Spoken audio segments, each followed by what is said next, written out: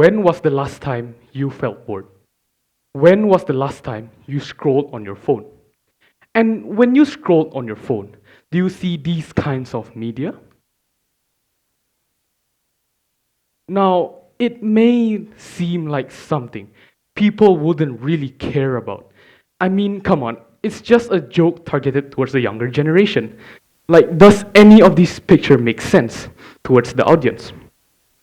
But what if it's not a joke, and in fact, it is more serious than people may think? For instance, this one time, when my two nephews would come over to my house for visiting, and when I slightly glanced at their iPads, I felt like I was becoming mentally disabled. I feel like I was being lobotomized. The amount of content they were indulging in was so overwhelming to the point I felt disappointed in myself. See, these media contents are what our generation calls brain rot.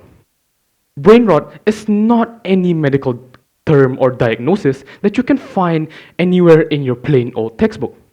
It is rather a slang word created by Generation Z, then popularized by Generation Alpha.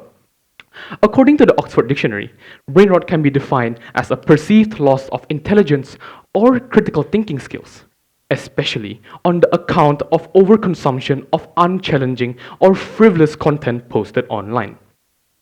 The issue of brain rot has gotten so out of hand that one of the latest trends, which I believe is called 6-7, has gotten so popularized that the number 67 is now the word of the year for dictionary.com.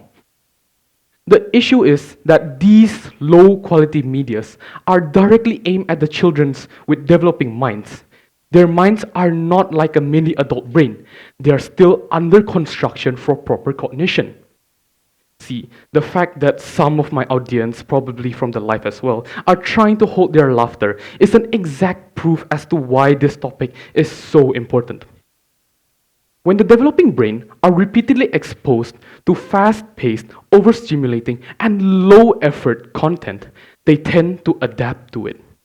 This process is called neuroplasticity, the ability of the brain to adapt to a stimuli. The effect causes the brain to begin expecting constant novelty, instant reward, and endless stimulation. And over time, anything that requires a longer attention span starts to feel difficult, even frustrating. This is where brain rot becomes more than just a joke. Children who are constantly exposed to this type of content often struggle with sustained attention. They become easily bored, restless, and emotionally reactive, especially the moment stimulation is removed. Because of this, they will usually entertain themselves in the real world where they will reference the joke time and time again, where other children will then be exposed to the joke. And then the cycle would just simply repeat over and over again. This is called vicarious learning, where learning new skills or behaviors by watching others and seeing the outcomes of their actions rather than through direct experience or trial and error. This type of learning is a double-edged sword. It has its ups and downs, its highs and lows, its pros and cons. I too was a victim of this learning, where I would see my friends reference jokes and I too would soon catch on. For example, during math class, my math teacher would write down the number 6, then followed by a 7.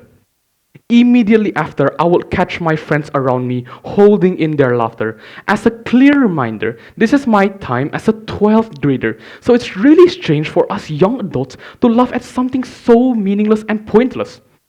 And this is where the parents come in. This is not about blaming parents, nor is it about eliminating technology entirely. Screens are unavoidable in today's world. They are used in education, communication, and even creativity. The real problem is not the screen use. It is the unregulated, irresponsible utilization of technology. That is the problem. So the question now becomes, how can parents protect their children's mind in a digital world? I would like to introduce a very simple framework called oats. So, what does the O stand for? The O stands for observe. Parents want to monitor their children with the content and media that they're exposed to daily. I think it's very simple. So what does the A stand for? The A stands for analyze. Media content in this day and age can be good or bad. Trying to restrict all media for children can also be bad. Hence, understanding which type of media children are exposed to is also very important. Parents can ask questions such as, is it thoughtful? Is it appropriate, for example? T, what does it stand for? It stands for take action.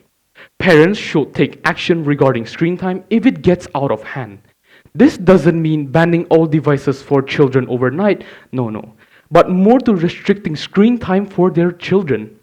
Replace screen time with more interactive activities such as playing sports, going out to the park or to the mall. I, myself, have been sunbathing with my friends almost every recess in school.